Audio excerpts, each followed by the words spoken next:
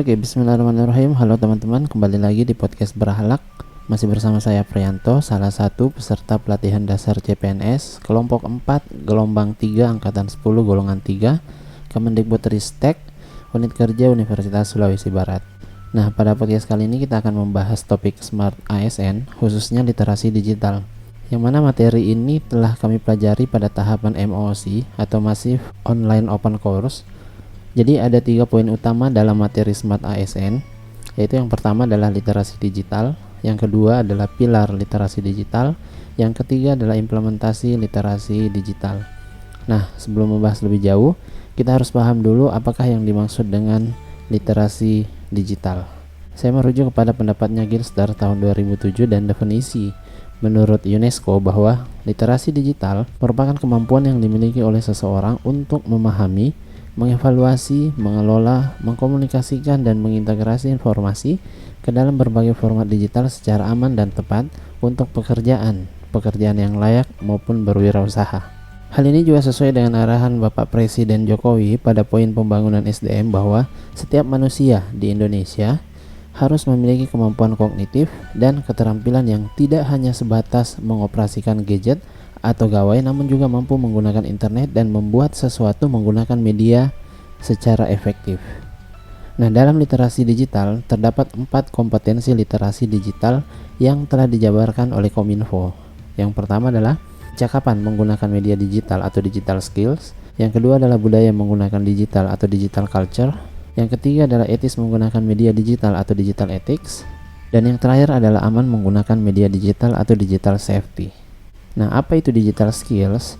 Jadi digital skills ini merupakan kemampuan individu dalam mengetahui, memahami, dan menggunakan perangkat keras maupun piranti lunak, teknologi informasi dan komunikasi, serta sistem operasi digital dalam kehidupan sehari-hari. Nah, untuk digital culture ini merupakan kemampuan individu dalam membaca, menguraikan, membiasakan, memeriksa, dan membangun wawasan kebangsaan, nilai Pancasila dan Bhinneka Tunggal Ika dalam kehidupan sehari-hari, dan digitalisasi kebudayaan melalui pemanfaatan TIK.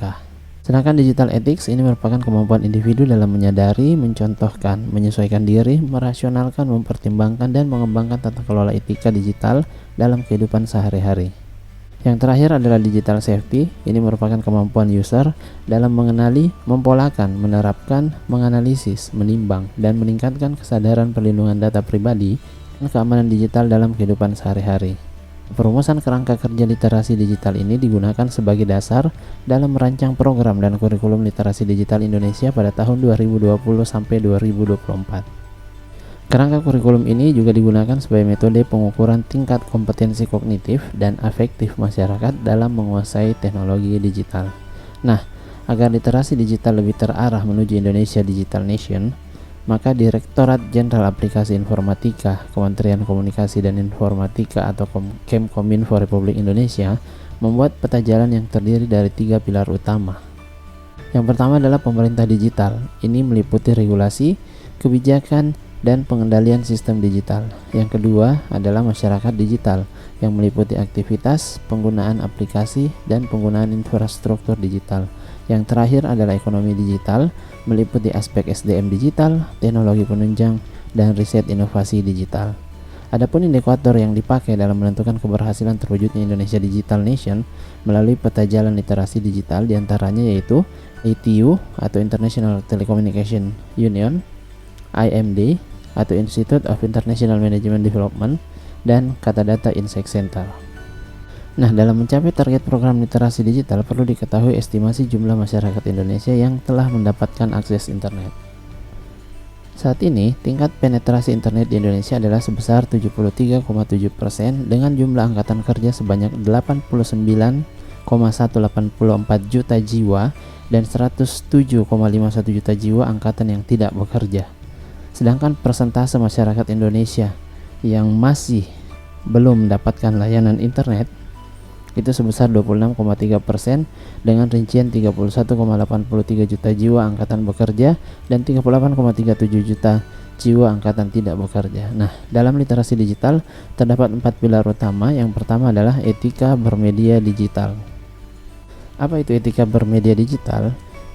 Etika bermedia digital adalah kemampuan individu dalam menyadari, mencontohkan, menyesuaikan diri, merasionalkan, mempertimbangkan, dan mengembangkan tata kelola etika digital dalam kehidupan sehari-hari.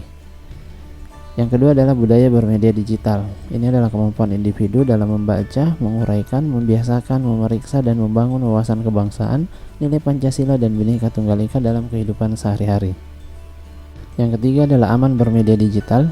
Ini merupakan kemampuan individu dalam mengenali, mempolakan, menerapkan, menganalisis, menimbang, dan meningkatkan kesadaran keamanan digital dalam kehidupan sehari-hari. Yang keempat adalah cakap bermedia digital, yaitu kemampuan individu dalam mengetahui, memahami, dan menggunakan perangkat keras serta piranti lunak TIK dan juga sistem informasi digital dalam kehidupan sehari-hari. Nah, implementasi literasi digital dapat memberikan dampak positif maupun dampak negatif. Salah satu dampak positif yang dapat dirasakan oleh masyarakat Indonesia adalah pembayaran dengan menggunakan barcode QRIS. Jadi, dalam bertransaksi jual beli, kita hanya perlu melakukan scan barcode menggunakan aplikasi dompet digital yang kita miliki seperti Dana, OVO, GoPay, atau semacamnya. Hal ini tentu memudahkan aktivitas masyarakat karena masyarakat tidak perlu lagi membawa uang tunai kemana saja. Namun seperti dua mata pisau, perkembangan digital juga dapat memberi dampak negatif seperti penyebaran informasi hoax yang begitu masif, ujaran kebencian kepada seseorang atau kelompok tertentu, penyebaran informasi seseorang ke media sosial atau ruang publik yang disebut doxing, sampai kepada penipuan digital yang memakan banyak korban. Sehingga sebagai pengguna internet diperlukan wawasan dan kedewasaan sehingga mampu dengan bijak mengimplementasikan literasi digital. Sekian untuk podcast kali ini. Mohon maaf atas segala kekurangan. Billahi taufiq wal hidayah. Wassalamualaikum warahmatullahi wabarakatuh.